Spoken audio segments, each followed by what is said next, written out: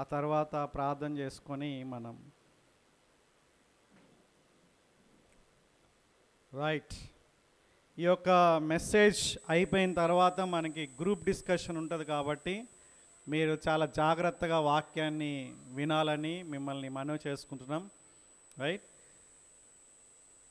ఈరోజు నాకు పురుషులందరూ దేవదూతల వల్లే కనిపిస్తున్నారు. ఏంటో సీక్రెట్, ఓకే? స్త్రీల యొక్క ప్రోత్సాహం వలన, భార్యల యొక్క ప్రోత్సాహం వలన పురుషులు అకస్మాత్తుగా దేవదూతలు అయిపోయారు. సో రేపు ఎప్పుడో ఒక రోజు మిమ్మల్ని కూడా దేవదూతలు చేస్తాం మేము. Right right good to see all the men wearing white. మా ఆవిడ వైట్ వేసుకో అంటే నాకు అర్థం కాలేదు ఎందుకు వైట్ వేసుకోమంటుందని. జనరల్గా నా ఇష్టం వచ్చింది వేసుకుంటా, కానీ ఈరోజు తన కోరికని నేను శిరసా వహించాను. రైట్, కాబట్టి మనం ప్రసంగి గ్రంథంలో నుంచి మనం నేర్చుకుంటున్నాం కదా. 8 అధ్యాయాలు అయిపోయినాయి. ఈ 9వ అధ్యాయం చెప్దాం అనుకుంటే పురుషుల గురించి ఏదన్నా మాట్లాడాలని అనిపించింది ఈ రోజున. స్త్రీలందరూ హ్యాపీయా? పురుషుల గురించే ఈరోజు మెసేజ్ అంతా, కానీ అప్లికేషన్ మీకు కూడా ఉంటుంది. వాస్తవానికి ఇది పురుషులకి అయినా సరే అన్వయింపు భాగంలో స్త్రీలు కూడా కొన్ని పాటించేటటువంటి విషయాలు ఉన్నాయి. ప్రాముఖ్యంగా ఈ యొక్క వాక్య భాగాన్ని మనం గమనించినప్పుడు దేవుడు మనిషిని సృష్టించిన తర్వాత ఆయన ఏం చేశాడు, ఏం చెప్పాడు అనేటటువంటిది ఇక్కడ మనం చూస్తున్నాం. This is very very important.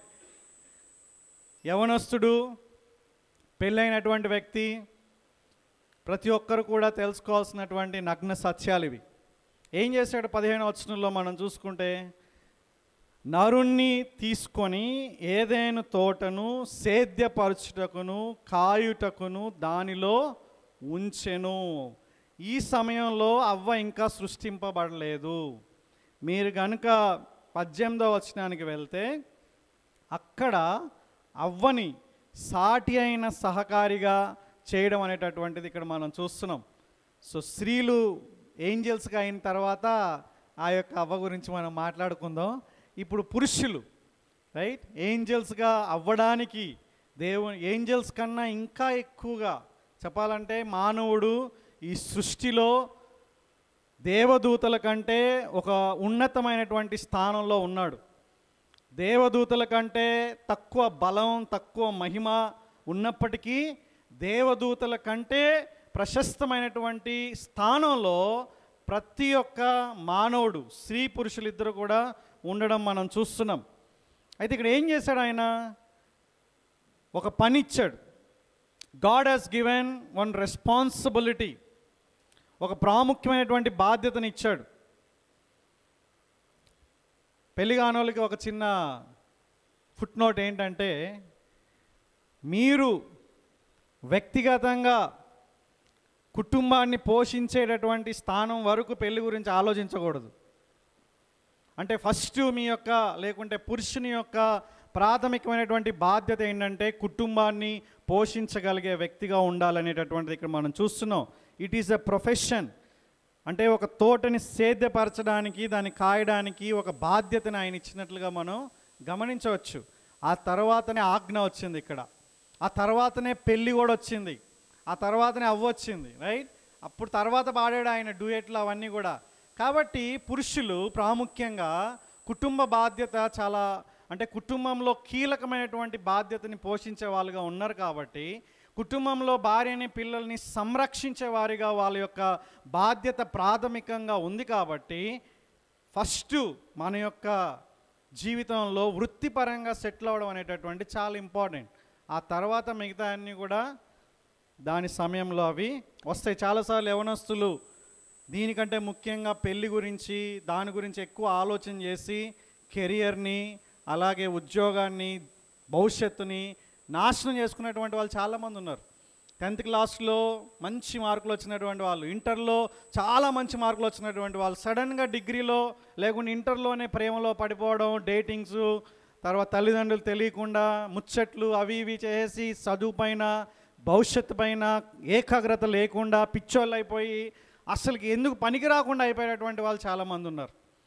అదే కనుక మీరు మంచిగా చదువుకొని మంచి ఉద్యోగం తీసుకుంటే తల్లిదండ్రులు, అమ్మాయిల తల్లిదండ్రులు మీ వెనకాల పడతారనమాట.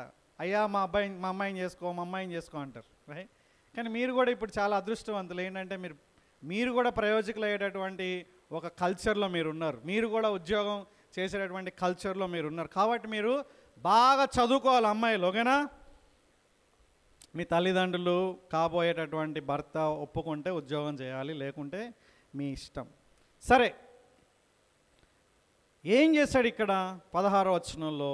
దేవుడైన యెహోవా ఒక ఆజ్ఞ ఇచ్చాడు. ఒకటే ఆజ్ఞ, ఇట్స్ ఓన్లీ వన్ కమాండ్. ఎంత అదృష్టం కదా ఆదాముకి. అసలు ఆదాముకు ఉన్నటువంటి ప్రివిలేజెస్ చూడండి.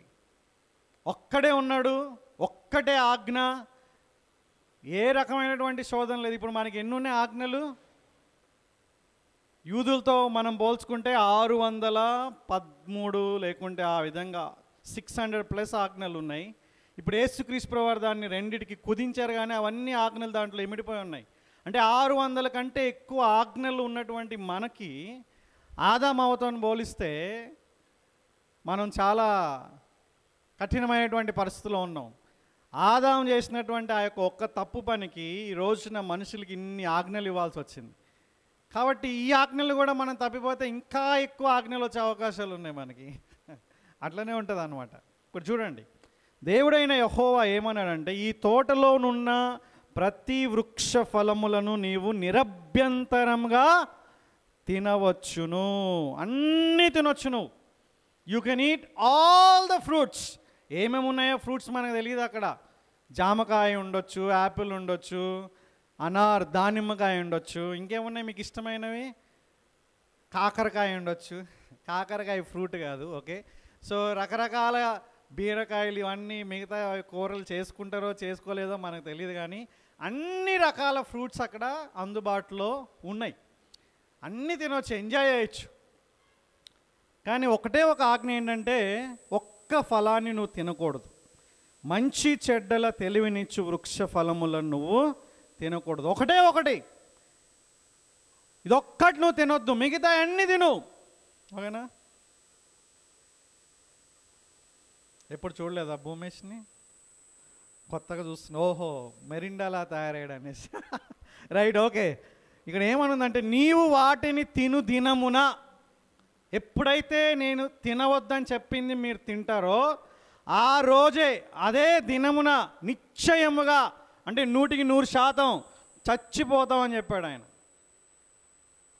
చాలామందికి వచ్చే ప్రశ్న ఏంటి తెలుసా? యవనస్తులు ఎక్కడ చూసినా సరే వేసేటటువంటి ప్రశ్న ఏంటంటే, దేవుడికి వీళ్ళు తింటారని తెలిసి కూడా ఎందుకు అక్కడ చెట్టు పెట్టాడు? అదే కదా మీ ప్రశ్న, మీ కడుపుల్లో, మీ యొక్క హృదయాల్లో అదే కదా. ఎప్పుడు చూడు, ఏ తరంలో అయినా, ఏ యూత్ మీటింగ్లో అయినా, ఎక్కడ మీటింగ్లో అయినా ఇదే ప్రశ్న. ఏమంటారు వాళ్ళు? దేవుడికి తెలిసి కూడా, వీళ్ళు తింటారని తెలుసు కదా, అక్కడ పెట్టకపోతే బాగుండేది కదా, వాళ్ళు తినేవాళ్ళు కాదు కదా, తెలిసి కూడా ఎందుకు పెట్టాడు దేవుడు అనేటటువంటిది ప్రశ్న. చాలా బాగుంది. కానీ మీరు ఇంకో ప్రశ్న వేయడం మర్చిపోయారు. ఏంటది? ఈ యొక్క వృక్ష ఫలాలు తింటే చచ్చిపోతామని ఆదాముకు తెలుసా తెలీదా? మరి తెలిసి ఎందుకు తిన్నాడని మీరెందుకు అడగడం లేదు? అక్కడ మనిషిని ఎందుకు ప్రశ్నించడం లేదు? మనం దేవుణ్ణే ప్రశ్నిస్తున్నాం కానీ మనిషిని ప్రశ్నించడం లేదు. చూసారా?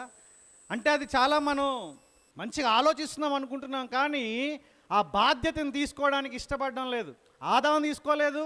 ఆదాము ఏమన్నాడు తెలుసా? ఇదిగో అవ్వ, అశోక్ లేడు కాబట్టి మనం ఎవరిపైన చెప్పచ్చు, రైట్? లేకుంటే అవ్వేమనింది? ఈ సర్పం. ఇప్పుడు మనమేమంటున్నాం? డైరెక్ట్గా దేవుణ్ణే అంటున్నాం. ఏమంటున్నావు? చెట్టు ఎందుకు పెట్టారు అక్కడ? చెట్టు పెట్టకపోతే ఆదాము తప్పు చేసేవాడా? ఇదే ప్రశ్న అనమాట. చెట్టు పెట్టినా చెట్టు పెట్టకపోయినా ప్రశ్న ఏంటంటే, దేవుణ్ణి ప్రేమించేటటువంటి వ్యక్తి దేవుని యొక్క ఆజ్ఞల ప్రకారంగా జీవిస్తాడు. దేవుడు ఒకటే ఒక ఆజ్ఞ ఇచ్చాడు, అంత విస్తారమైనటువంటి బ్లెస్సింగ్స్ ఇచ్చాడు. కానీ ఈ యొక్క వ్యక్తి దేవుని మాటలు నమ్మకుండా ఎవరి మాట నమ్మాడు? సాతాను మాట నమ్మాడు. దేవుడు ఏం చెప్పాడు? ఇది తింటే నువ్వు చనిపోతావని చెప్పాడు. సాతాను ఏమన్నాడు? ఇది తింటే నువ్వు దేవతల వలె అయిపోతావు, ఒకానొక దేవుడిగా అయిపోతావు, ఇంకో మాటలో దేవుళ్ళు అయిపోతారని చెప్తున్నాడు. ఇండిపెండెంట్ అయిపోతావు అని చెప్తున్నాడు. నీ ఇష్టం వచ్చినట్టు నువ్వు జీవించవచ్చు అని చెప్తున్నాడు. నీకు ఇంకెవరు నీ పైన అధికారి ఎవరు ఉండరని చెప్తున్నాడు అనమాట. నువ్వే దేవుడివి, నువ్వే రాజు, నువ్వే మంత్రి, నీ పైన ఇంకెవరు ఉండరు. ఇంకా వాట్ ఏ లైఫ్ అనుకుంటున్నాం మనం. అసలు అది జీవితమేనా? అసలు ఎంజాయ్ చేయలేనటువంటి జీవితం అది. దేవుడు తప్పితే ఇంకెవరు కూడా జీవించలేరు, ఎంజాయ్ చేయలేరు. అలాంటి జీవితానికి మనిషి కోరుకున్నాడు. కోరుకొని ఏమైపోయిందంటే ఇప్పుడు అదే ఆలోచన, అదే విధానం ఇప్పుడు నీలో నాలో ప్రతి ఒక్కరిలో కూడా ఉంది. తెలుసా అండి? అవకాశం ఇస్తే చాలు మనకి, అవునా? అవకాశం ఇస్తే మనం దేవుళ్ళుగా ఉండడానికి ఇష్టపడుతున్నాం. నేను దేవుడిగా ఉండాలి అని మనం అనం, మనం చెప్పం, మనం చేసి చూపిస్తాం అన్నమాట. నా ఇష్టం వచ్చినట్లుగా నేను జీవిస్తా అని యవనస్తులు అంటున్నారు. నా ఇష్టం వచ్చినట్లుగా నేను జీవిస్తాననేటటువంటిది భార్యలు కోరుకుంటున్నారు. నా ఇష్టం వచ్చినట్లుగా నేను జీవిస్తానని భర్తలు కోరుకుంటున్నారు. నా ఇష్టం వచ్చినట్లుగా నేను జీవించాలని ప్రతి ఒక్కరు కూడా కోరుకుంటున్నారు. అదే చాలా పెద్ద పొరపాటు. నీ ఇష్టం వచ్చినట్లుగా నువ్వు జీవించడం కాదు, దేవుని ఇష్టం వచ్చినట్లుగా మనం జీవించాలి. దేవుని యొక్క ఇష్ట ప్రకారంగా జీవిస్తే మన జీవితంలో సమృద్ధి జీవం అనేటటువంటిది ఉంటుంది. బట్ ఈ స్టోరీ మనకు తెలుసు. ఏమైపోయింది? ఈ యొక్క ఆదాం ఫెయిల్ అయిపోయాడు, అవునా? ఆదాం ఏం చేశాడు? ఆదాముకి అవ్వని సృష్టిస్తే అవ్వ మోసపోయింది, అవ్వ తినేసింది, నమ్మేసింది. తినడమే కాదు, ఆదాముకు కూడా ఇవ్వడం జరిగింది. మరి ఆదాం ఎందుకు తిన్నాడంటారు? అవ్వ ఫీల్ అవుతుందని తిన్నాడా? లేకుంటే తినకపోతే ఆమె భోజనం చేయదని తిన్నాడా?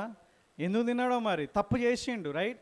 అవ్వని గద్దించాల్సింది పోయి, అవ్వని సరిచేయాల్సింది పోయి, అవ్వని మందలించాల్సింది పోయి ఏం చేశాడంటే ఆ యొక్క పాపంలో ఈ వ్యక్తి కూడా పడిపోవడం జరిగింది. కాబట్టి ఇద్దరు కూడా దేవుని యొక్క శిక్షని, ఉగ్రతని, ఆ యొక్క పాపం యొక్క ఫలితాన్ని వాళ్ళు పొందుకున్నారు. ఇమ్మీడియట్గా చచ్చిపోయారు వాళ్ళు. ఏమన్నాడు ఇక్కడ? నీవు వాటిని తిను దినమున నిశ్చయముగా చచ్చదం అన్నాడు. ఆ రోజే చనిపోయారు వాళ్ళు. ఏ విధంగా చనిపోయారు వాళ్ళు? ఆత్మీయంగా చనిపోయారు. ఆత్మీయంగా చనిపోవడం అంటే దేవునితో సంబంధం లేకుండా అయిపోవడం ఆత్మీయమైనటువంటి మరణం. దేవునితో సహవాసం లేకపోవడం స్పిరిచువల్ డెత్. సో ఎప్పుడైతే వాళ్ళు తిన్నారో దేవునితో ఆయనతో ఉన్నటువంటి సంబంధం తెగిపోయింది.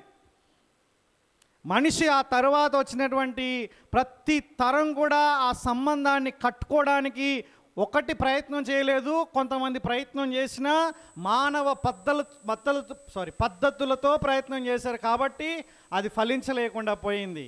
అందుకే బైబిల్ ఏం చెప్తుందంటే కడపటి ఆదాం యేసుక్రీస్తు ప్రభువారు ఆయన ఈ లోకానికి వచ్చిన తర్వాత ఆదాము మంచి వాతావరణంలో, అనుకూలమైనటువంటి ప్రదేశంలో దేవునికి అవిధేయుడిగా ఉండి మనకి శాపం తీసుకొస్తే, ప్రతికూలమైనటువంటి పరిస్థితుల్లో, కష్టతరమైనటువంటి పరిస్థితుల్లో, 40 రోజులు ఉపవాసం ఉన్నటువంటి పరిస్థితుల్లో, సాతాను యొక్క శోధనలో అన్నిట్లో నెగ్గి నీ బదులుగా, నా బదులుగా శిలువ మరణం పొంది నిన్ను నన్ను విమోచించడానికి ఆయన శిలువలో చనిపోయి పాతిపెట్టబడి 3వ రోజున మృత్యుంజయుడిగా తిరిగి లేచాడు. అంటే యేసు క్రీస్తు యొక్క మరణం ద్వారా, మరణ పునరుత్థాల ద్వారా ఈ రోజున మళ్ళా మనం దేవుడు కోరుకున్నట్లుగా జీవించే అవకాశాలు మనకి దేవుడు ఇస్తున్నాడు అన్నమాట. ఇది ప్రతి ఒక్క మానవుడికి, స్త్రీలకి, పురుషులకి, పిల్లలకి, ప్రతి మానవుడికి, ఇర్రెస్పెక్టివ్ ఆఫ్ యువర్ బ్యాక్గ్రౌండ్, నువ్వు నీ నేపథ్యం ఏదైనా సరే, నువ్వు దేవునితో సమాధాన పడవలసినటువంటి అవసరత ఉంది. నీ పాపాలకి క్షమాపణ నువ్వు పొందాల్సినటువంటి అవసరత ఉంది. నీ జీవితంలో ఇది చాలా ప్రాముఖ్యమైనటువంటి నిర్ణయం. అయితే ఇక్కడ మనం ఈ యొక్క ఆదాము గురించి మనం ఆలోచన చేస్తే, ఆదాము ఫెయిల్ అయినప్పటికీ దేవుడు అమేజింగ్గా యేసుక్రీస్తు వచ్చేంత లోపల ఆ యొక్క యేసుక్రీస్తు ప్రభువారి యొక్క ప్రణాళికను నెరవేర్చడానికి ఆయన కొంతమందిని ఎన్నుకోవడం జరిగింది. అంటే యేసుక్రీస్తు ప్రభువారు ఆయన మానవుల కోసం చనిపోయి తిరిగి లేయాలి అనేటటువంటి ఆ ప్రణాళికను నెరవేర్చడానికి మానవులు ఫెయిల్ అయినా సరే యేసుక్రీస్తు ప్రభువారు ఆయన ఏం చేశాడంటే ఈ యొక్క అంటే కొంతమందిని ఆయన ఎన్నుకోవడం ద్వారా, వాళ్ళ ద్వారా ఆ యొక్క ప్రణాళికని ఆయన నెరవేర్చడం జరిగిందనమాట. ఇక్కడ మనం జాగ్రత్తగా గమనించినట్లయితే ఈ రోజున మనం ముగ్గురు గురించి మనం మాట్లాడబోతున్నాం. ముగ్గురు పురుషుల గురించి మనం ఈ రోజున మాట్లాడబోతున్నాం.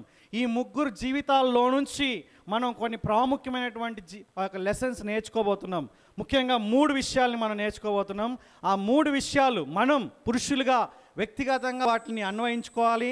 అలాగే స్త్రీలుగా మీరు కూడా అవి మా జీవితంలో ఉండాలని మీరు మా కొరకు ప్రతిరోజు కూడా ప్రేయర్ చేయాలి. Okay, that's your responsibility. ఓకేనా శ్రేష్ఠ?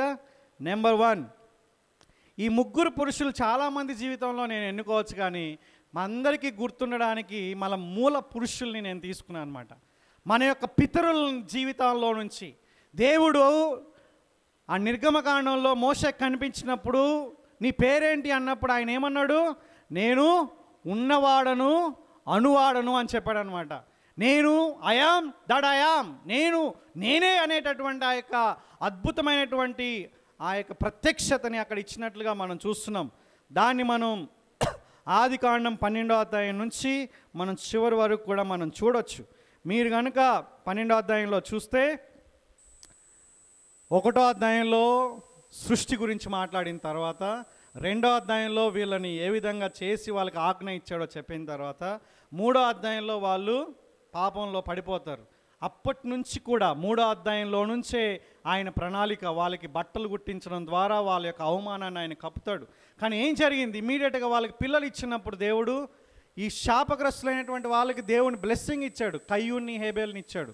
కానీ ఏం జరిగింది? మళ్ళా కయ్యూని ఏం చేశాడు?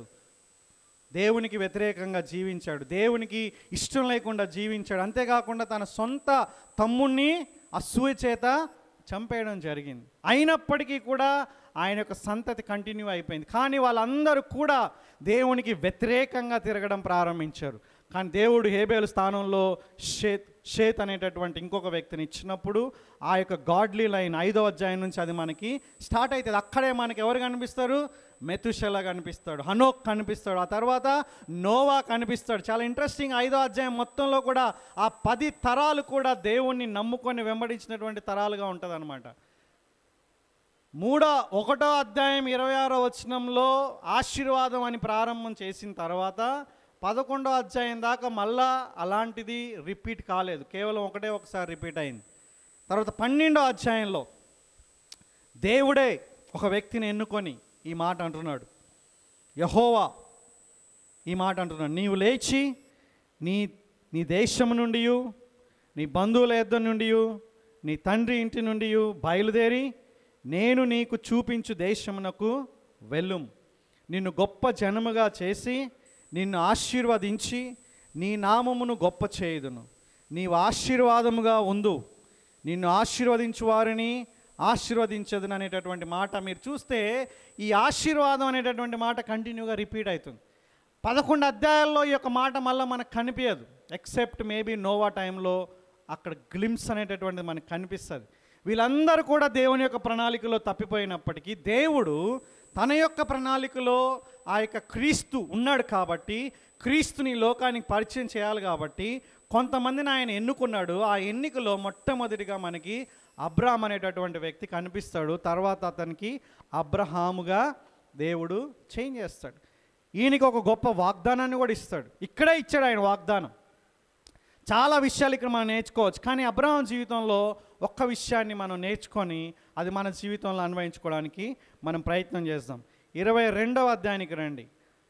ఇదే ఆదికాండం 22వ అధ్యాయంలో ఒక అబ్రహాం యొక్క జీవితంలో దేవుడు ఒక పీక్ లెవెల్లోకి తీసుకెళ్తున్నాడు. అంటే క్రమక్రమంగా ఆయన తన ప్రత్యక్షతను చూపించి చాలా విషయాలు నేర్పించి చాలా వాగ్దానాలు చేసిన తర్వాత ఇక్కడ అల్టిమేట్గా తనకి బ్లెస్సింగ్ ఇవ్వడానికి ఒక పరీక్ష అనేటటువంటిది ఇక్కడ పెడుతున్నాడు. అందుకే ఇక్కడ గ్రంథకర్త ఆల్రెడీ ఈ విషయాలను మెన్షన్ చేశాడు. చూడండి, ఆ సంగతులు జరిగిన తర్వాత దేవుడు అబ్రహామును పరిశోధించెను. అంటే దేవుడు ఇక్కడ కేవలం టెస్ట్ మాత్రమే పెట్టాడని మనం తెలుసుకోవాలి. అబ్రహాంకి తెలియదు, అది ఇప్పుడు మనకు తెలిసింది. కానీ అబ్రహాం దృష్టిలో అది టెస్ట్ కాదు, ఆయనకి ఏం తెలియదు. ఆయనకి ఒక ఆజ్ఞ ఇచ్చాడనమాట. ఆదాంకి ఇచ్చినట్లుగానే ఇక్కడ అబ్రహాంకి ఇంకో ఆజ్ఞ ఇచ్చాడు. వాస్తవానికి చెప్పాలంటే ఆదాము కంటే కఠినమైనటువంటి ఆజ్ఞ. ఈ లోకంలో ఏ తండ్రి కూడా, ఏ తల్లి కూడా, ఏ మానవుడు కూడా చేయడానికి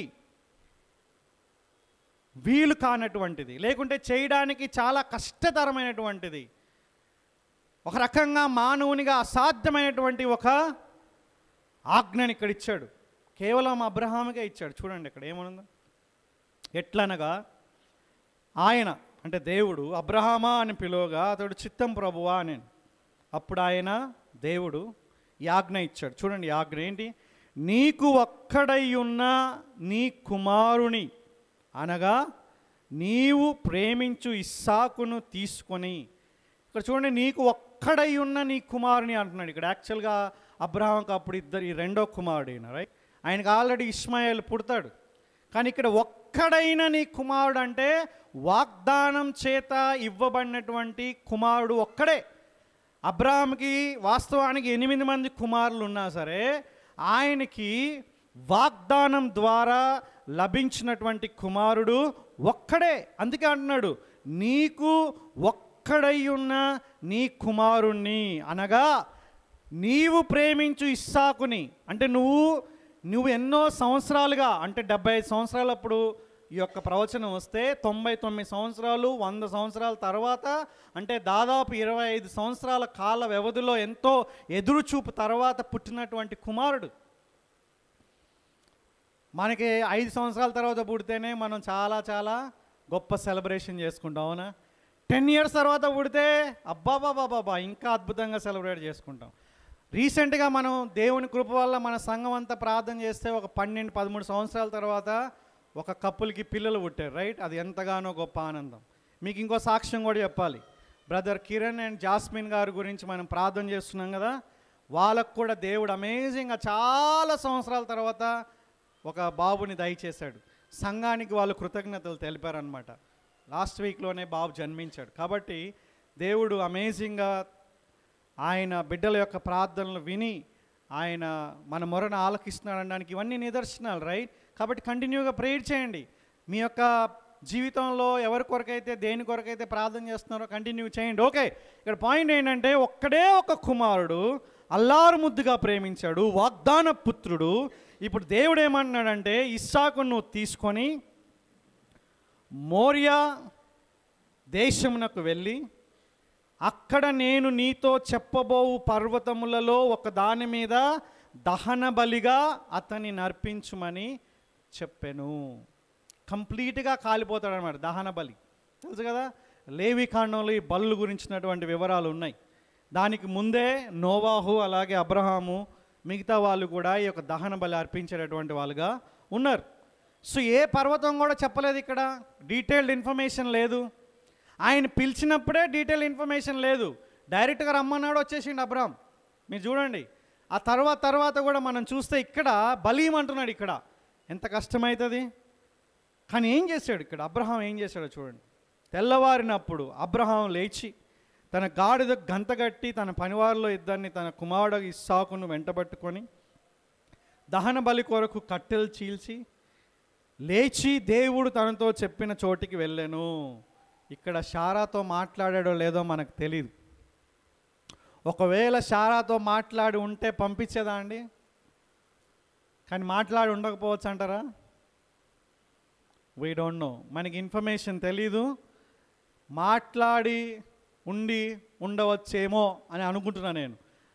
మాట్లాడకపోవచ్చు అని కొంతమందికి అనుకోవచ్చు, ఎందుకంటే మాట్లాడితే ఇస్సాకు కూడా తెలిసిపోతుంది కదా. ఏం చేస్తారు స్త్రీలు? పిల్లలు చెప్పేస్తారనమాట, ఇదిరా సీక్రెట్, నువ్వు కొంచెం ఓర్చుకో అని చెప్తారేమో, రైట్? ఏమో ఏ పాసిబిలిటీస్ ఉన్నా లేదా. ఇక్కడ శారాకు తెలుసో తెలీదో మనకి టెక్స్ట్లో తెలియదు, కానీ తెలియనట్లుగానే ఎక్కువ ఆధారాలు ఉన్నాయి. బట్ నేను తెలుసు అనుకుంటున్నా, but that's a secondary issue. ఏం జరిగిందో చూడండి 4వ వచనంలో. 3వ నాడు అబ్రహాము కన్నులెత్తి దూరం నుండి ఆ చోటు చూసి తన పనివారితో ఆయన ఏమన్నాడు చూడండి, మీరు గాడిదతో ఇక్కడనే ఉండుడి, నేనును అండర్లైన్ దట్ వర్డ్. ఈ చిన్నవాడును అక్కడికి వెళ్ళి, అంటే ఆ పర్వతం దగ్గరికి వెళ్ళి దేవునికి మ్రొక్కి మరలా మీ యొద్దకు వచ్చేదమని చెప్పి అన్నాడు ఇక్కడ. దట్స్ ఫెయిత్, అమేజింగ్ ఫెయిత్ ఇది. వచ్చేదను అనలేదు ఇక్కడ, డెలిబరేట్. ఒకవేళ వచ్చేదను అంటే అబద్ధం అయిపోతుంది అది. వచ్చేదము అంటే ఆ మాట చెప్పడానికి ఆయనకి ఎంతో ధైర్యం ఉండాలి. ధైర్యం కన్నా ముఖ్యంగా ఆయనకి విశ్వాసం ఉండాలి. అది ఉందని హెబ్రీ పత్రికలో మనకి దేవుని వాక్యం సెలవిస్తుంది. అబ్రహాం గురించి ఎక్స్ప్లెయిన్ చేసినప్పుడు ఆయన సాదృశ్య రూపకంగా మృతుల్లో నుండి తన కుమారుని మరలా పొందాడంటే, ఒకవేళ నేను దేవుడికి బలి ఇచ్చినా సరే దేవుడు మరలా తిరిగి ఆయన ఇవ్వగలడు అనేటటువంటి నమ్మకం అబ్రహాంకు ఉందన్నమాట. అక్కడ ఆయన గురించినటువంటి విషయాన్ని పరిశుద్ధాత్మ దేవుడు ఒక గ్రంథకర్తకి ప్రేరేపించి మనకు తెలియజేస్తున్నాడు. అందుకే ఈ మాటల్లో మనకు కనిపిస్తుంది ఏంటంటే, అబ్రహాం ఏమనుకున్నాడంటే, ఆయన విశ్వాసం క్రమక్రమంగా పెరిగిందనమాట. కానీ ఆయన బిడ్డను ఇవ్వమన్నప్పుడు దేవుడు చెప్పినటువంటి వాగ్దానం గుర్తుంది. ఏంటా వాగ్దానం? ఇసుక రేణువుల వలె నేను దీవిస్తానని చెప్పాడు. ఆకాశ నక్షత్రాల వలె దీవిస్తానని చెప్పాడు. ప్రాబబ్లీ దానిపైన విశేషమైనటువంటి నమ్మకాన్ని ఇక్కడ అబ్రహాం కలిగి ఉన్నాడు, విశ్వాసాన్ని కలిగి ఉన్నాడు ఆయన. అందుకే ఆయన విశ్వాసులకు తండ్రి అని కూడా పిలువబడ్డాడు. చూడండి, అందుకే ఏమంటున్నాడు ఇక్కడ, కుమారుడు అడిగినప్పుడు ఏమంటున్నాడు ఇక్కడ, తండ్రి నిప్పులు కట్టెలు ఉన్నాయి కానీ దాని బలి గొర్రెపిల్ల ఏది? ఇది ఆనవాయితీలా ఉందన్నమాట వాళ్ళకి, రైట్? అబ్రహాం ఏమన్నా, నా కుమారుడా, దేవుడే దహన బలికి గొర్రె పిల్లను చూచుకోనని చెప్పాను. ఇక్కడ అబద్ధం ఆడి ఉండొచ్చా? కన్విన్స్ చేశాడా? మ్యానిపులేషన్ ఏం చేశాడా ఇస్సాకుని? లేకుంటే విశ్వాసంతో చెప్తున్నాడా? ఈ మాటలు ఒకసారి ఆలోచన చేయండి. వారిద్దరు కూడి వెళ్ళి దేవుడు అతనితో చెప్పిన చోటికి వచ్చినప్పుడు అబ్రహాం అక్కడ బలిపీఠం కట్టి కట్టెలు చక్కగా పేర్చి తన కుమారుడు ఇస్సాకుని బంధించి, అప్పుడు అర్థమైపోయింది ఇస్సాకి, ఆ పీఠం పైన ఉన్న కట్టెల మీద ఉంచినప్పుడు అబ్రహాం తన కుమారుని వధించుటకు తన చెయ్యి చాపి కత్తి పట్టుకొనగా యెహోవా దూత పరలోకం నుండి అబ్రహామా అబ్రహామా అని పిలిచాడు అనమాట. ఒకవేళ చిన్న పిలుచుంటే కట్టెతో కసక్కనే వేసేవాడు కదా. కట్టె ఎప్పుడైతే తెలిసాడో అబ్రహామా, ఎట్లా పిలిచాడో దూత, అందుకాడు చిత్తం ప్రభువా అన్నాడు అనమాట. 12వ వచనంలో చూడండి, అప్పుడు ఆయన ఆ చిన్నవాని మీద చేయి వేయకము, అతనేమీ చేయకము, నీకు ఒక్కడై ఉన్న నీ కుమారుని నాకీయ వెనుతీయలేదు గనుక నీవు దేవునికి భయపడువాడవని ఇందువలన నాకు కనబడుచున్నదనెను. ఇందువలన అంటే అబ్రహాం యొక్క విధేయత అక్కడ మనకు కనిపించింది. ఆ విధేయతకి కారణం ఏంటో తెలుసా అండి? ఆ విధేయతకి సోర్స్ ఏంటో తెలుసా? విశ్వాసం. అర్థమవుతుందా అండి? బైబిల్ ఏం చెప్తుంది తెలుసా అబ్రహాం గురించి? ఒకసారి రోమా పత్రిక 4వ అధ్యాయం తీయండి. ఇక్కడ ఈ యొక్క అపోస్తులైనటువంటి పౌలు, ఆయన దేవుడు ఉచితంగా మనల్ని నీతిమంతులుగా తీరుస్తాడు అనేటటువంటి విషయం గురించి మాట్లాడిన తర్వాత 6వ వచనం నుంచి మాట్లాడుతున్నాడు. ఆ ప్రకారమే క్రియలు లేకుండా దేవుడు ఎవరిని నీతిమంతుడిగా ఎంచునో ఆ మనుషుడు ధన్యుడని దావీదు కూడా చెప్పుచున్నాడని చెప్పి, ఆ దావీదు చెప్పినటువంటి కొటేషన్ ఇక్కడ ఉంది. తన అతిక్రమములకు పరిహారం నొందినవాడు, తన పాపమునకు ప్రాయశ్చిత్తం నొందినవాడు ధన్యుడు, ప్రభువు చేత నిర్దోషి అని ఎంచబడినవాడు ధన్యుడు అని ఆయన దావీదు చెప్పినటువంటి కీర్తనల గ్రంథంలో ఉన్నటువంటి పాయింట్స్ ఇక్కడ చెప్పి, ఈ ధన్యవచనం సున్నతి గల వారిని గూర్చి చెప్పబడిందా, సున్నతి లేని వారిని గురించి చెప్పబడిందా అనేటటువంటి ప్రశ్న వేశాడనమాట. అంటే యూదుల గురించైనా యూదులు కాని వాళ్ళ గురించా కూడానా అనేటటువంటి ఆలోచన. అందుకే ఇక్కడ చెప్తున్నాడు, అబ్రహాం యొక్క విశ్వాసం అతనికి నీతి అని ఎంచబడుచున్నాము కదా. ఏంటండి అబ్రహాము ఏం చేశాడు ఇక్కడ?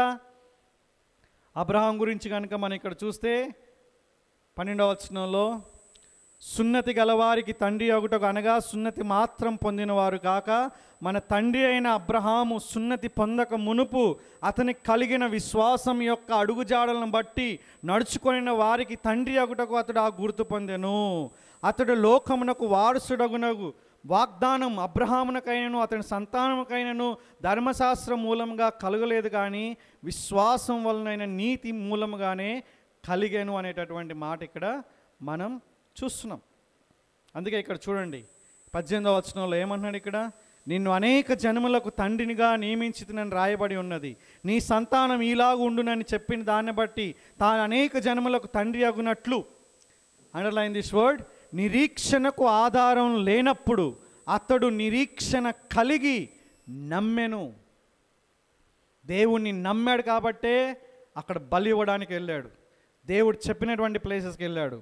19వ వచనం, మరియు అతడు విశ్వాసం నందు బలహీనుడు కాక రమారమి 100 ఏండ్ల వయస్సు గలవాడై ఉండి అప్పటికి తన శరీరం మృతతుల్యమైనట్టును శారా గర్భం మృతతుల్యమైనట్టు ఆలోచించును, కానీ అవిశ్వాసం వలన దేవుని వాగ్దానం గూర్చి సందేహింపక దేవుణ్ణి మహిమపరిచి ఆయన వాగ్దానం చేసిన దాన్ని నెరవేర్చుటకు సమర్థుడని రూఢిగా విశ్వసించి విశ్వాసం వలన బలము నొందెను.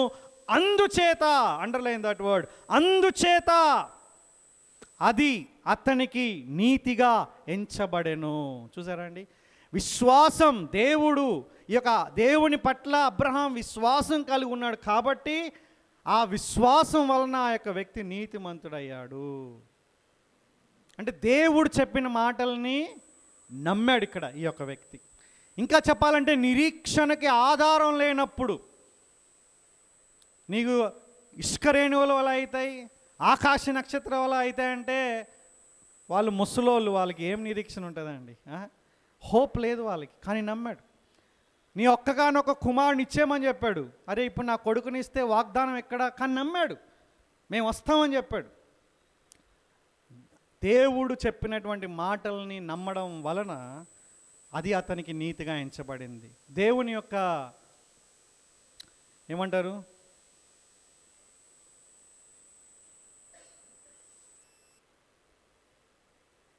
విధానాలు ఈ విధంగానే ఉంటాయి. అర్థమవుతుందా అండి?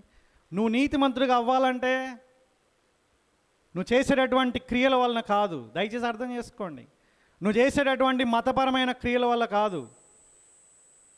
ఉపవాసాలు, ప్రార్థనలు, ప్రసంగాలు, వీటి వల్ల నువ్వు నీతిమంతుడిగా తీర్చబడవు. నీ యొక్క నీతి క్రియలను బట్టి కాదు. అబద్ధం ఆడకుండా, దొంగతనాలు చేయకుండా, 10 ఆజ్ఞలు పాటించడం వల్ల నువ్వు నీతిమంతుడు కాలేదు, నువ్వు కాలేవు కూడా, చేయలేవు కూడా. నీ యొక్క సామాజిక పనుల వల్ల నువ్వు నీతిమంతుడు కాలేదు, నీకు తెలుసు అది.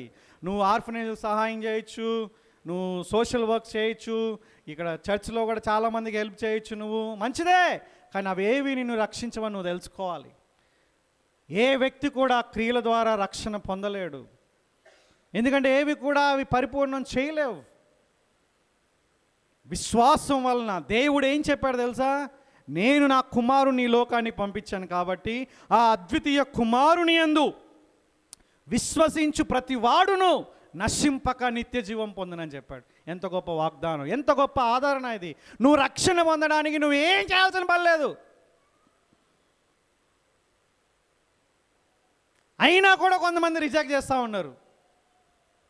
పురుషులారా, ఒకవేళ మీరు ఇంకా రక్షణ పొందకుండా ఉంటే ఇది మీకు సువర్ణ అవకాశం. మీ జీవితంలో మీరు తీసుకోవాల్సినటువంటి ఒక అద్భుతమైనటువంటి నిర్ణయం. దేవుడు చెప్పినటువంటి మాటల్ని మనం నమ్మితే ఏం జరుగుతుందో తెలుసా అండి, మనల్ని ఉచితంగా నీతిమంతులుగా మనల్ని తీరుస్తాడు. ఇదే రోమాపత్రిక 3వ అధ్యాయం 23 నుంచి కనుక మనం చూస్తే ఈ మాటలు ఉన్నాయి. ఏ భేదం లేదు, అందరూ పాపం చేసి దేవుడు అనుగ్రహించు మహిమను పొందలేకపోతున్నారు. కాబట్టి నమ్మువారు ఆయన కృపచేతనే క్రీస్తు యేసునందలి విమోచనం ద్వారా ఉచితముగా, అండర్లైన్ దట్ వర్డ్, ఉచితముగా నీతిమంతులని తీర్చబడుతున్నారు. పూర్వం చేయబడిన పాపములను దేవుడు తన ఓరిం వలన ఉపేక్షించినందున ఆయన తన నీతిని కనపరచవలనని క్రీస్తు యేసు రక్తం నందలి విశ్వాసం ద్వారా ఆయనను, అంటే యేసు క్రీస్తును కరుణాధారముగా బయలుపరచెను. ఇప్పుడు దేవుడు ఏమంటున్నాడో తెలుసా అండి, ప్రతి పురుషుడికి ప్రతి స్త్రీకి ఆయన ఏమంటున్నాడో తెలుసా, మీరు నీతిమంతులుగా అవ్వాలంటే విశ్వాసులకు తండ్రి అయినటువంటి అబ్రహాం అడుగుజాడల్లో మీరు నడవాలి. దేవుడు చెప్పింది ఉన్నది ఉన్నట్లుగా నమ్మాలి. ఏం చెప్పాడు ఆయన? నీ బదులుగా నా బదులుగా క్రీస్తు మన స్థానంలో బలయ్యాడు అనేటటువంటిది ఇక్కడ మనం చూస్తున్నాం. అర్థమవుతుందండి? ఇది చాలా ఇంపార్టెంట్. విశ్వాసంలో ఒక కీలకమైనటువంటిది. నీ జీవితంలో ఇది చాలా ప్రాముఖ్యమైనటువంటి నిర్ణయం. అది విశ్వాసంలో రెండో భాగం ఉంది. ఏంటది? మీరు హెబ్రీ పత్రిక చదివితే మనకు అర్థమవుతుంది. ఇక్కడ అబ్రహాం ఏం చేశాడు? విశ్వాసం వలన దేవుడు చెప్పింది ప్రతి ఒక్కటి కూడా చేశాడు. Are you understanding? విశ్వాసం ఉంటే ఏం జరుగుతుంది? ఇక్కడ మనకి దేవుని మాటకి విధేయత కలిగి ఉంటాం. మీరు కనుక హెబ్రీ పత్రిక 11వ అధ్యాయం మీరు చదివితే అక్కడ చాలామంది గురించి లిస్ట్ ఇస్తాడనమాట. హేబేల్తో ప్రారంభించి నోవాహు, మోషే, అబ్రహాము, గిద్యోను, బారాకు, యోఫ్తా, ఇలా అనేక మంది ఓల్డ్ టెస్టిమెంట్ వాళ్ళందరూ కూడా ఏం చేశారు తెలుసా అండి? వాళ్ళు దేవుడు చెప్పిన ప్రతి మాటకి విధేయులుగా వాళ్ళు ఉన్నారు. కాబట్టి అబ్రహాము జీవితంలో నుంచి రెండు విషయాలను మనం నేర్చుకోవచ్చు. ఒకటే విషయం, రెండు కోణాలు ఏంటంటే విశ్వాసాన్ని మనం నేర్చుకోవాలి. మన జీవితంలో ఈ యొక్క విశ్వాసం అత్యంత ప్రాముఖ్యమైనది. విశ్వాసం లేకుండా మనం నీతిమంతులుగా ఉండలేం. విశ్వాసం ద్వారానే మనం నీతిమంతులుగా తీర్చబడగలం. ఇది దేవుడిచ్చేటువంటి ఉచితమైనటువంటి కృప. You have to accept it. నీ జీవితంలో ఇది చాలా ప్రాముఖ్యమైనటువంటి నిర్ణయం. అలాగే మేము విశ్వాసం ఉంచాము, మాకు నమ్మకం ఉంది, ఆయన విశ్వసించామని కనుక మీరు ఎవరైనా అనుకుంటే, రైట్, భావిస్తే మీ జీవితంలో అబ్రహాం లాంటి విధేయత ఉందా? అంటే దేవుని వాక్యం చదివినప్పుడు మనలో కొన్ని ప్రతిస్పందనలు ఉండాలి. ఏంటవి? దేవుడి వాక్యాన్ని మనం చదివినప్పుడు మనం అర్థం చేసుకోవాలి. అర్థం చేసుకొని బుర్ర పెంచుకోవాలి. అవునా? సవాల్ చేయాలి అందరితో. ఏయ్, నాలాగా ఎవరికైనా జ్ఞానం ఉందా, రండి చూసుకుందాం. అది కాదండి. బైబుల్ దేనికి ఇచ్చారు తెలుసా అండి? అర్థం చేసుకున్న తర్వాత ఏం చేయాలి?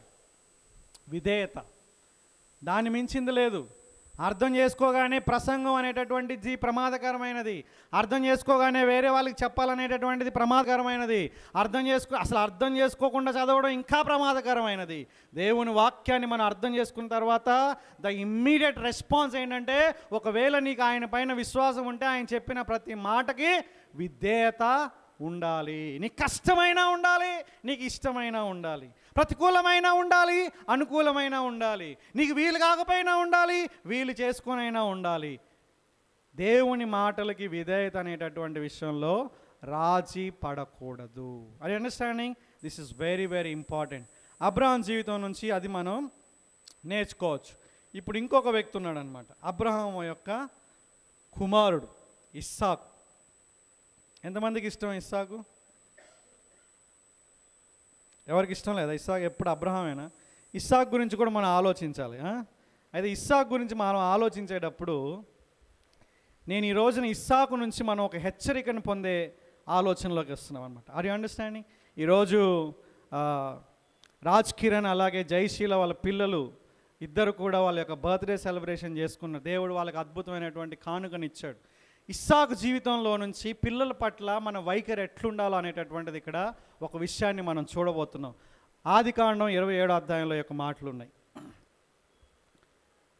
ఇస్సాకు వృద్ధుడై అతని కన్నులకు మందదృష్టి కలిగినప్పుడు అతడు తన పెద్ద కుమారుడైన ఏశావుతో, నా కుమారుడా అని అతన్ని పిలువగా, అతడు దయచేసి బైబిల్ ఓపెన్ చేయండి, రైట్, చిత్తము నాయనా అని అతనితో అనేను. ఎంత మంచి కుమారుడు కదా.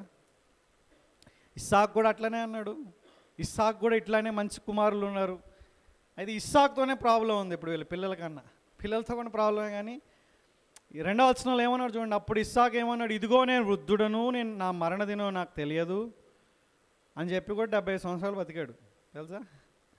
కాబట్టి నీవు దయచేసి, నీవు అంటే ఏశావు గురించి మాట్లాడుతుంది, పెద్ద కొడుకు గురించి మాట్లాడు, నీ ఆయుధములైన నీ అంబుల పొదిని నీ విల్లును తీసుకుని అడవికి పోయి నా కొరకు వేటాడి మాంసం తెమ్ము, నేను చావక మునుపు నిన్ను నేను ఆశీర్వదించున్నట్లు నాకిష్టమైన రుచిగల భోజ్యములను సిద్ధపరిచి నేను తినుటకై నా యొద్దకు తెమ్మని చెప్పాను.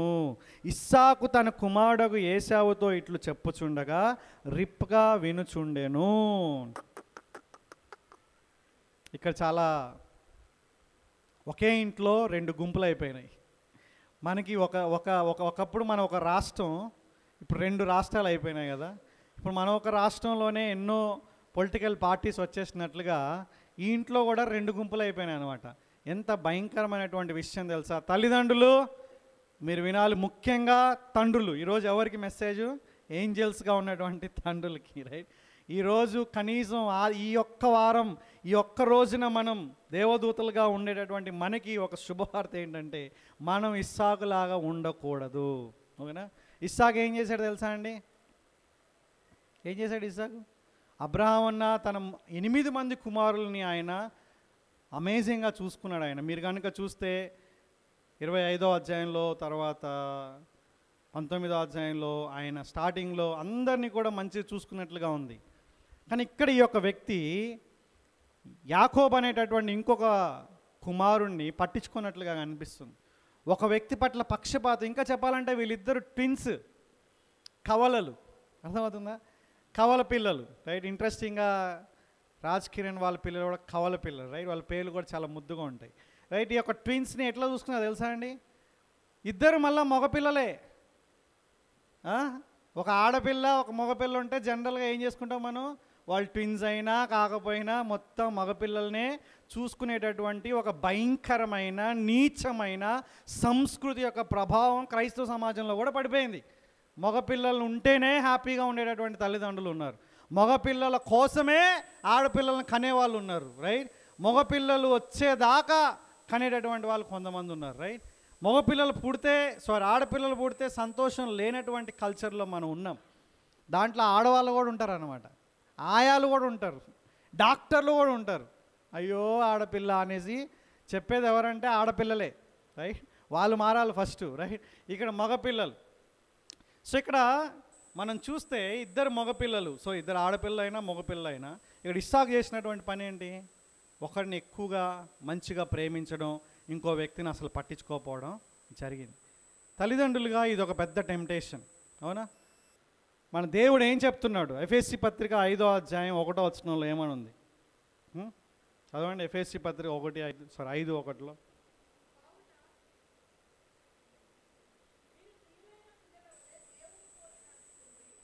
చూసినారా? మీరు ప్రియులైన పిల్లల వలె దేవుని పోలి నడుచుకోవాలంట.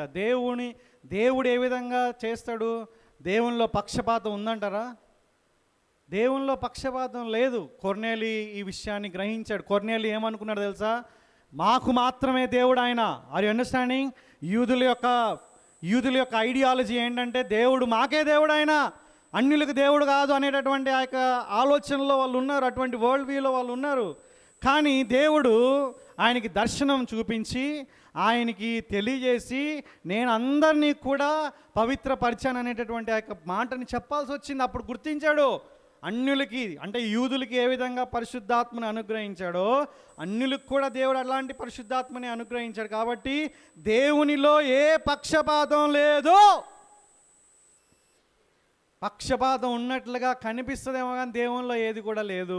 మనం ఇప్పుడు దేవుని పిల్లలం కాబట్టి, ముఖ్యంగా విమోచింపబడిన పిల్లలం కాబట్టి, ముఖ్యంగా రక్షణ పొందినటువంటి వాళ్ళం కాబట్టి మన పిల్లల్ని చూసుకునే విషయంలో ఆ యొక్క పక్షపాతం అనేటటువంటిది ఉండకూడదు.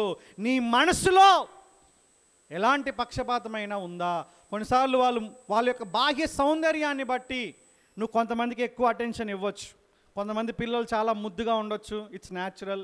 కొంతమంది ముద్దుగా ఉండకపోవచ్చు, దట్ ఈజ్ ఆల్సో న్యాచురల్. కానీ తల్లికి తండ్రికి ఇద్దరు ముద్దుగానే ఉంటారు కదా.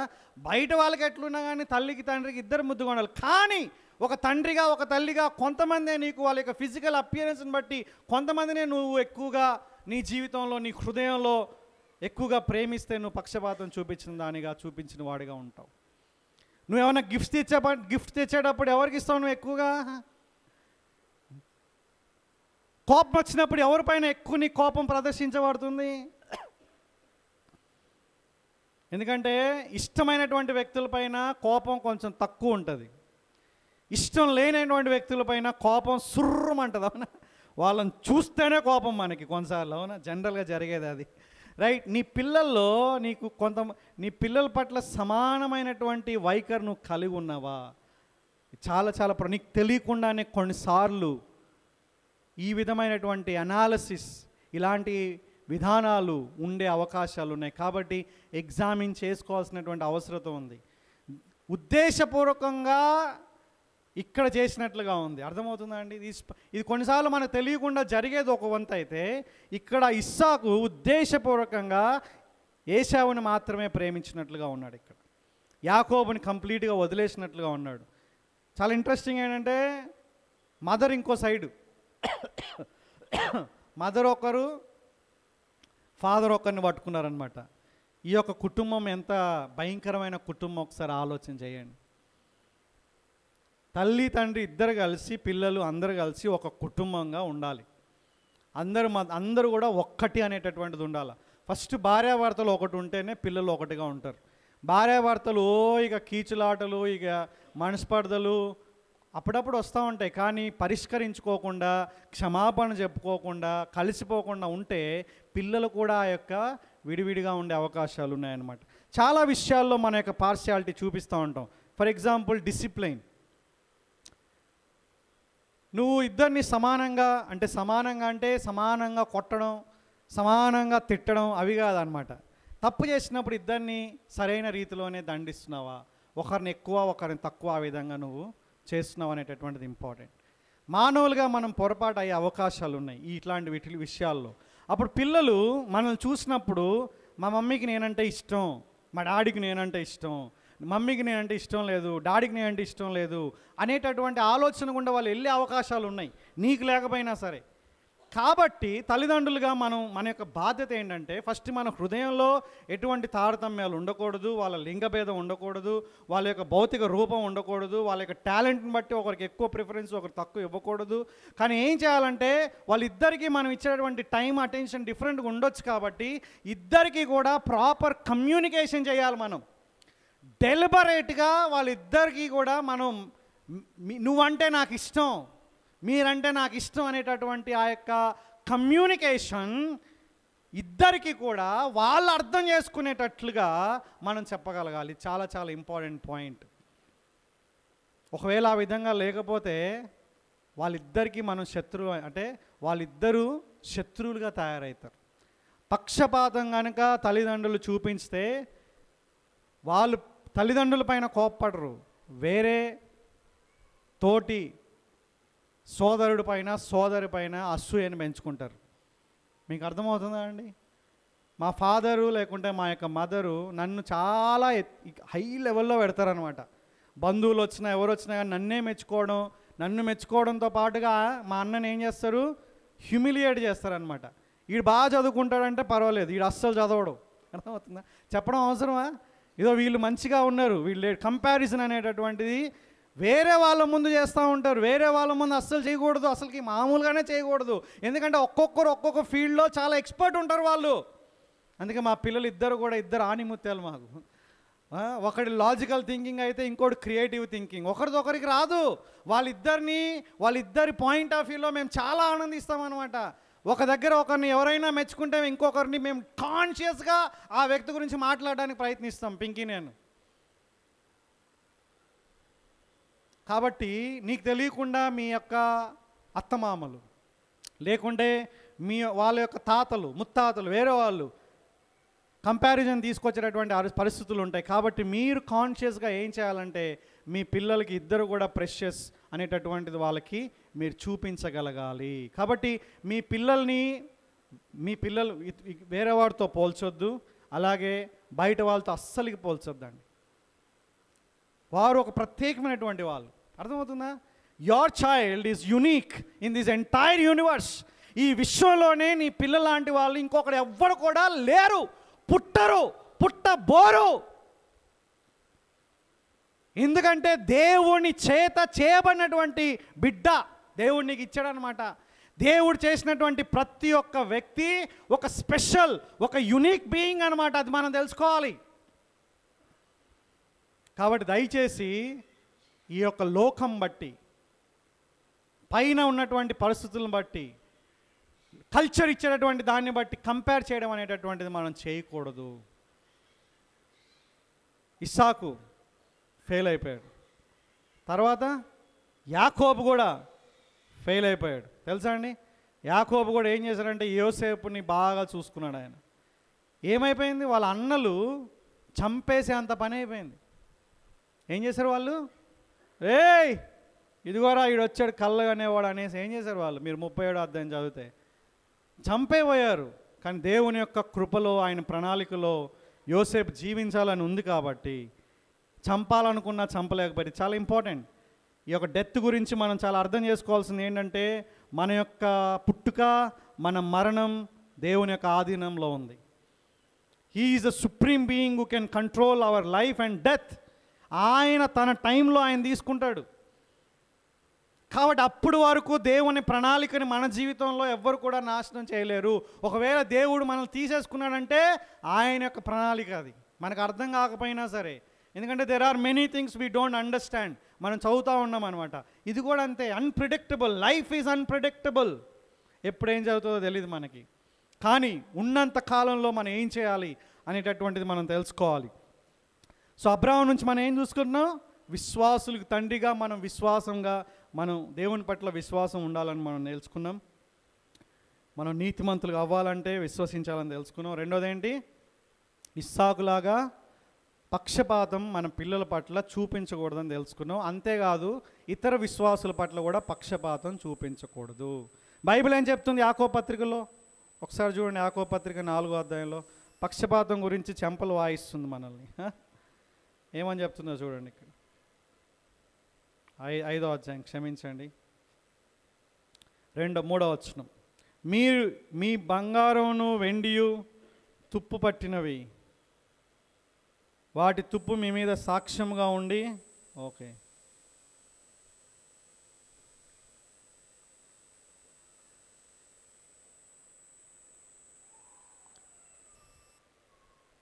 రైట్. 2వ అధ్యాయం క్షమించండి, 5 కాదు 2. నా సహోదరులారా, మహిమా స్వరూపియగు మన ప్రభు అయిన యేసుక్రీస్తును గూర్చిన విశ్వాస విషయంలో మోమాటం గలవారై ఉండకుడి. ఎలాగనగా బంగారం ఉంగరం పెట్టుకొని ప్రశస్త వస్త్రం ధరించుకున్న ఒకడు మీ సమాజ మందిరంలోనికి వచ్చినప్పుడు మురికి బట్టలు కట్టుకున్న దరిద్రుని లోపలికి వచ్చిన ఎడల మీరు ప్రశస్త వస్త్రం ధరించుకున్న వాడిని చూచి సన్మానించి, నీవు ఇక్కడ మంచి స్థలం మందు కూర్చునమని చెప్పి ఆ దరిద్రునితో నువ్వు ఇక్కడ నిలువుము, లేక ఇక్కడ నా పాదపీఠం దిగుమని కూర్చునమని చెప్పిన ఎడల మీ మనస్సులలో భేదములు పెట్టుకొని మీరు దురాలోచనతో విమర్శ చేసిన వారగుదురు కారా అనేటటువంటి మాట. అంటే పక్షపాతం మనం చూపించకూడదు. పై రూపాన్ని బట్టి కానీ, టాలెంట్స్ని బట్టి కానీ, లింగాన్ని బట్టి కానీ, ఇక వాట్ ఎవర్ రీజన్స్. ఆత్మీయంగా కొన్నిసార్లు ఏం చేస్తారో తెలుసా? ఆత్మీయంగా మంచిగుంటేనే వాళ్ళని మంచి చూసుకుంటారు కొంతమంది. ఆత్మీయంగా బాగాలేకపోతే కూడా వాళ్ళని పక్కన పెట్టేస్తారు. అది కూడా మంచిది కాదండి. మనం ఒక వ్యక్తిని ప్రేమించడానికి వాళ్ళ ఆత్మీయ జీవితం అనేది కొలమానం కాదు. వాళ్ళ ఆత్మీయంగా ఎదిగితే మంచిదే, కానీ మనం వాళ్ళకి ప్రేమ చూపించేటప్పుడు వాళ్ళ ఆత్మీయంగా ఉన్నా లేకపోయినా వాళ్ళ పట్ల మన యొక్క ఆలోచన విధానం మనం మారకూడదు. ఓకే, 3వది ముగించబోతున్నాం. మనం యాకోబు నుంచి మనం నేర్చుకోబోతున్నాం. అబ్రహాము, ఇస్సాకు, తర్వాత యాకోబు. 32వ అధ్యాయం. ఏం జరిగిందంటే యాకోబు వాళ్ళ దగ్గరికి వెళ్తాడు, వాళ్ళ మామ దగ్గరికి వెళ్తాడు, లాబాను దగ్గరికి. ఆయనకి ఇష్టమైనటువంటి అమ్మాయిని పెళ్లి చేసుకుంటాడు, వాళ్ళ మామ కూతుర్ని పెళ్లి చేసుకుంటాడు. మంచిగా విస్తారంగా ఆస్తిని సంపాదిస్తాడు. తిరిగి మళ్ళీ వస్తున్నాడు అనమాట. వచ్చేటప్పుడు ఒక భయంతో వస్తున్నాడు. పోయేటప్పుడు భయం ఉండే, వచ్చేటప్పుడు కూడా భయం ఉంది, రైట్? పోయేటప్పుడు యోసేపు చంపేస్తారని పారిపోయాడు, వచ్చేటప్పుడు కూడా మళ్ళీ చంపేస్తారని భయం ఉంది. 20 సంవత్సరాలు భయంతో నలిగిపోయాడు. అర్థమవుతుందా? 20 years భయంతో ఉన్నాడు అన్నాడు. తిరిగి వచ్చేటప్పుడు కూడా భయం ఇంకా ఉంది. నేను ఇప్పుడు వెళ్తే మా అన్న నన్ను అంగీకరిస్తాడా, అంగీకరించడా అనేటువంటి భయం ఉంది ఆయనకి. కాబట్టి ఆ విషయంలో ఆయన దేవునికి ఎట్లా మొరపెడుతున్నాడో చూడండి. 32వ అధ్యాయం. యాకోబు తన త్రోవను వెళ్ళుచుండగా దేవదూతలు అతన్ని ఎదుర్కొనేది. యాకోబు వారిని చూచి, ఓకే, ఇది దేవుని సేన అని చెప్పి ఆ చోటుకి ఏమన్నారు ఇక్కడ?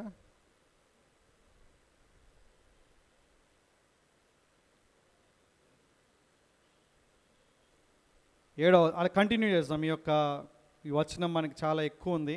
మనం కొంచెం ముందుకు వెళ్తే అక్కడ ఏం చేస్తాడంటే యోసేపు దగ్గరికి వాళ్ళ యొక్క భాగాలుగా చేసి పంపిస్తాడనమాట. ఫస్ట్ కొంతమంది సైనికుల్ని, తర్వాత ఇంకొంతమంది గుంపుని, గొర్రెల్ని, మేకల్ని పంపించి, తర్వాత లేయాని పంపించి, తర్వాత ఆ రేహాల్ని పంపించి, లాస్ట్కి తను వచ్చేటటువంటి పరిస్థితుల్లో ఆయన ఉంటాడనమాట.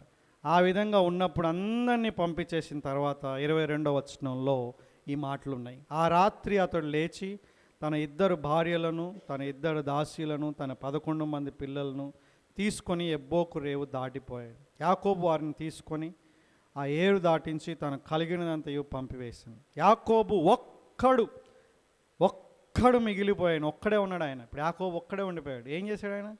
ఒక నరుడు తెల్లవారు వరకు అతనితో పెనుగులాడెను.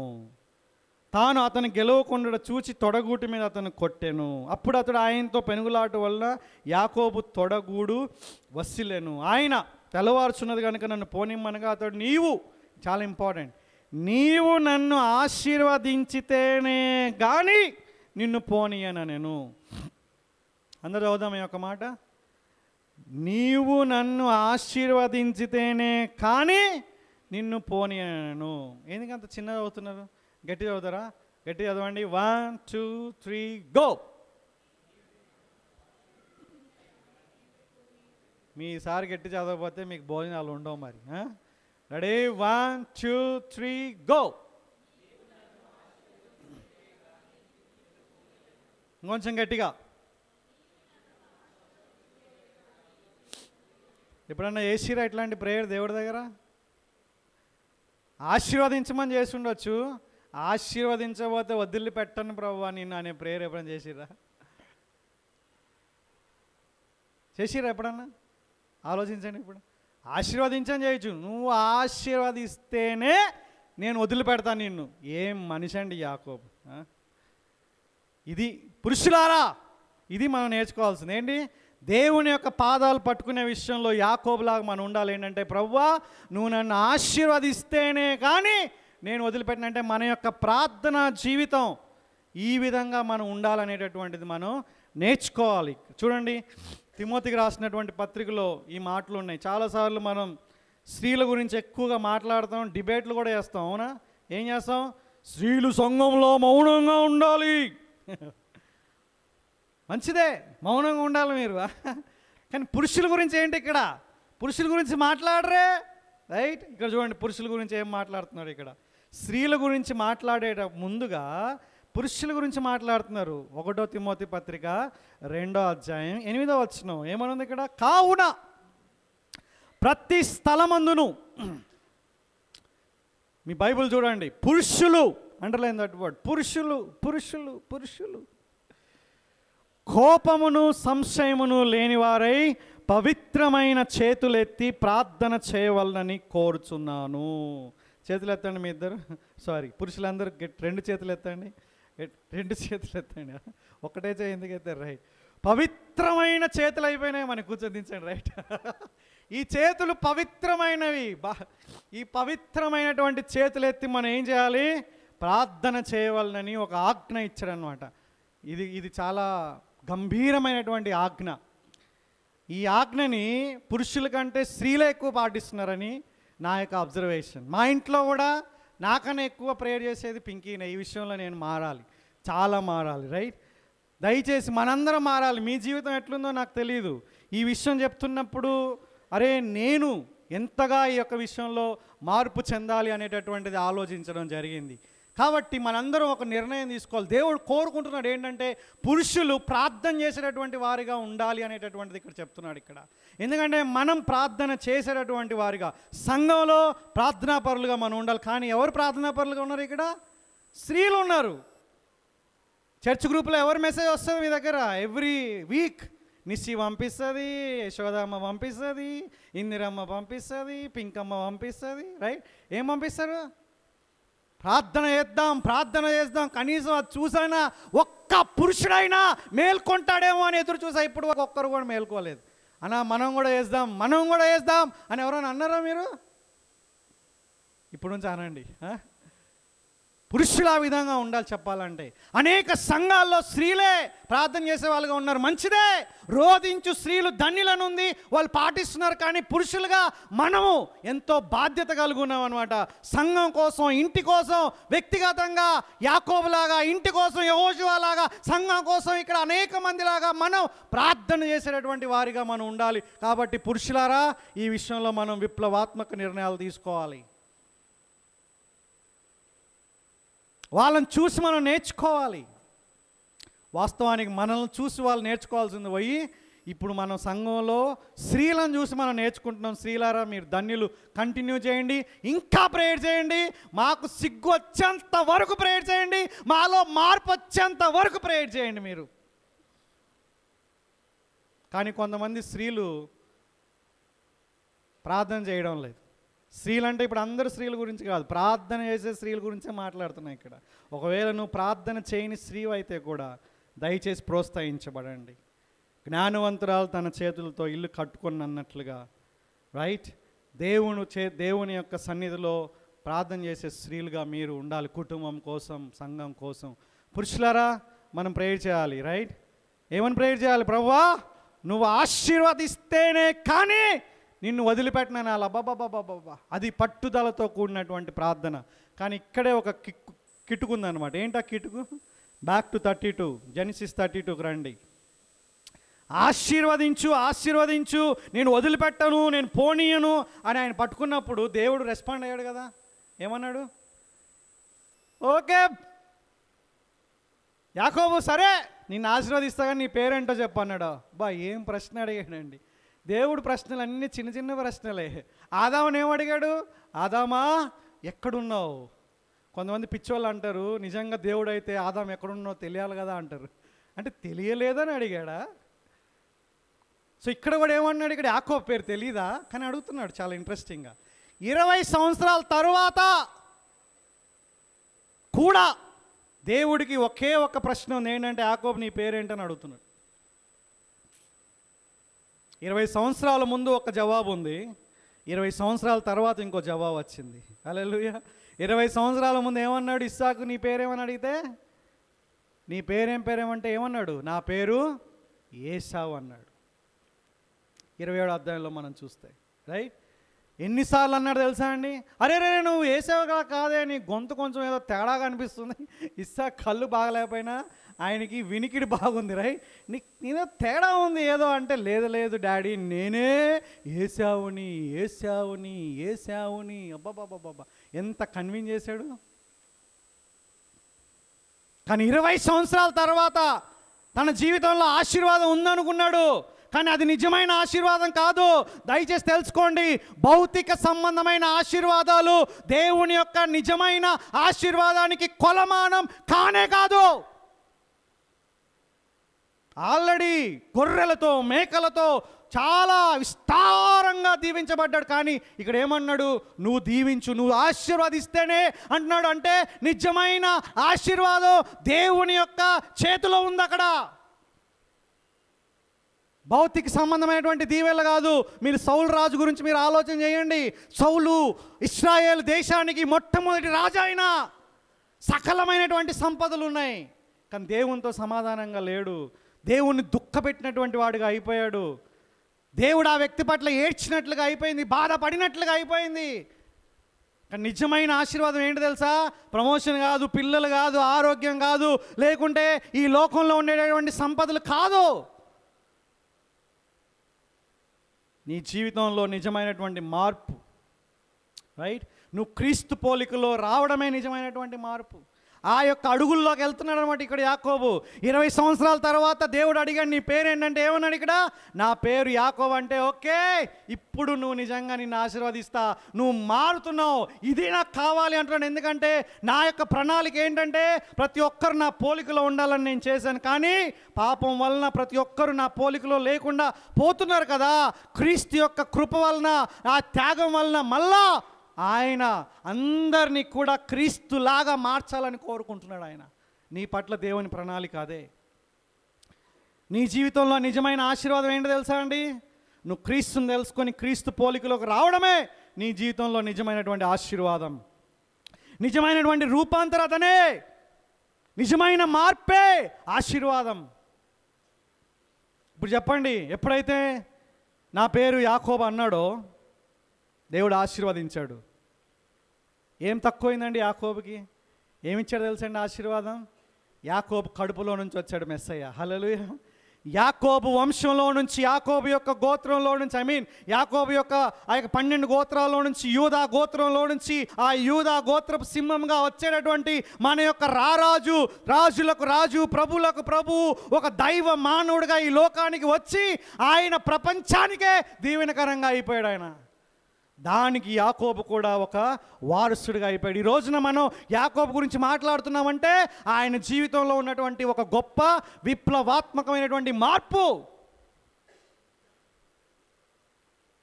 పురుషులారా, మనం కూడా దేవుడి దగ్గర ప్రార్థన చేసేవారుగా ఉండాలి. మనం ఎక్కువ ప్రార్థన చేస్తే ఏం జరుగుతుంది చెప్పండి శ్రీకాంత్? జీవితం మారిపోతుంది. అర్థమవుతుందా? ప్రమోషన్ రాకపోవచ్చు, జీవితం మారిపోతుంది. పిల్లలు రాకపోవచ్చు, పెళ్ళి కాకపోవచ్చు, ఆరోగ్యం ఎట్లయినా ఉండొచ్చు, కానీ నీ జీవితం విప్లవాత్మకంగా మారుతుంది. ప్రతికూలమైన పరిస్థితుల్లో ఆనందించే వ్యక్తిగా ఉంటావు, ప్రతికూలమైన పరిస్థితుల్లో సమాధానాన్ని ఎక్స్పీరియన్స్ అయ్యే వ్యక్తిగా ఉంటావు, నువ్వు ప్రతికూలమైన పరిస్థితుల్లో నిరీక్షణ కలిగినటువంటి వ్యక్తిగా ఉంటావు. నువ్వు ఇది కాదా అండి ఆశీర్వాదం? చావుని ఆహ్వానించేటటువంటి వ్యక్తిగా అయిపోతావు. ఎందుకంటే నీ రక్షకుడి దగ్గరికి నువ్వు వెళ్ళేటటువంటి ఒక గొప్ప తరుణం అది.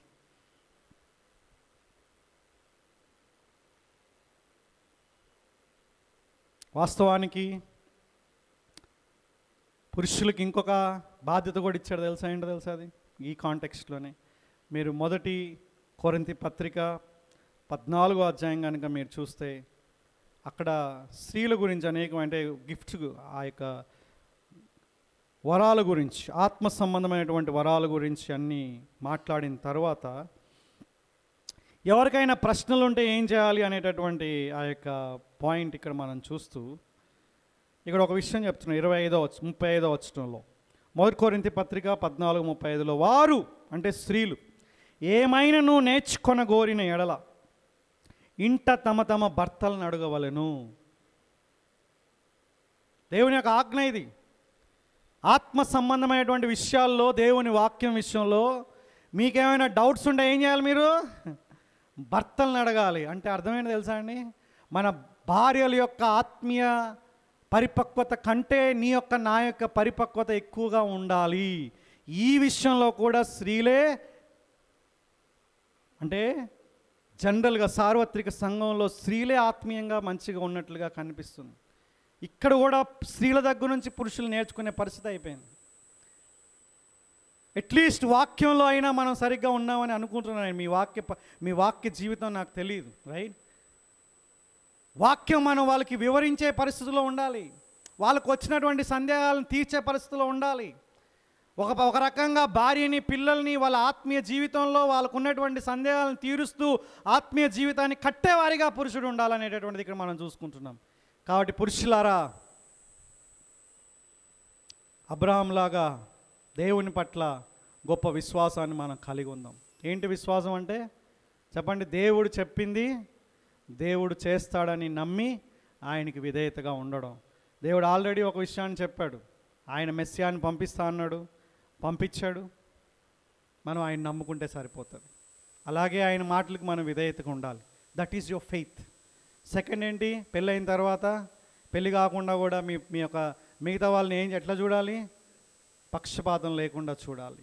నేపథ్యాన్ని బట్టి, టాలెంట్స్ని బట్టి, రంగుని బట్టి, ఆ యొక్క అపీరెన్స్ని బట్టి, లోక విధానాలను బట్టి మన యొక్క వైఖరి ఉండకూడదు. మూడవది మనం ఏం నేర్చుకున్నాం? యాకోబులాగా పట్టుదలతో కూడిన ప్రార్థనా జీవితాన్ని మనం కలిగి ఉండాలి. దేవుని పాదాలు పట్టుకునేవారిగా ఉండాలి. సో ఆ యొక్క ప్రాసెస్లో దేవుడు ఏం చేస్తాడంటే మనల్ని క్రీస్తు పోలికలోకి మనల్ని మారుస్తాడు.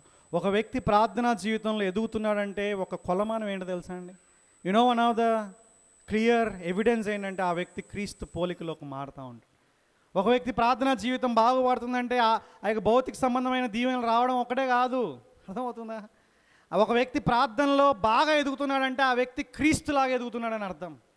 ఎందుకంటే నువ్వు నేను క్రీస్తుతో ఎక్కువ సంబంధం గడిపితే ఆయన మనల్ని ప్రభావం చేస్తాడు. మనం ఆయన్ని ప్రభావం చేయలేం, ఆయన మనల్ని ప్రభావితం చేస్తాడు. కాబట్టి క్షమించడంలో కానీ, అర్థం చేసుకోవడంలో కానీ, పరిశుద్ధతలో కానీ, లేకుంటే దేవుణ్ణి సంతోషపెట్టడంలో కానీ, ప్రతి ఒక్క విషయంలో కూడా మనం క్రీస్తు పోలికలోకి మనం వెళ్తుంటాము.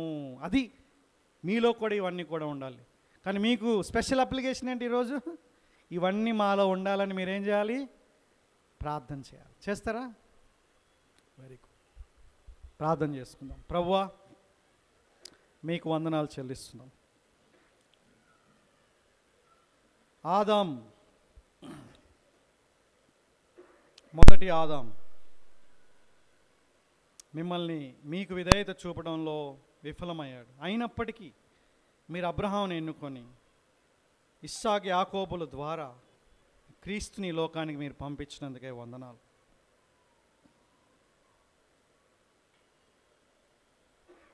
క్రీస్తు ద్వారా ప్రభువా మాకు నిజమైన ఆశీర్వాదాన్ని మీరు దయచేస్తున్నారు. మా జీవితాలన్నీ కూడా క్రీస్తు పోలికలోకి మారడానికి ఆ యొక్క గురిని మేము కలిగి ఉండడానికి మీరు కృప దయచేయమని యేసుక్రీస్తు నామములో ప్రార్థన చేస్తున్నాం తండ్రి.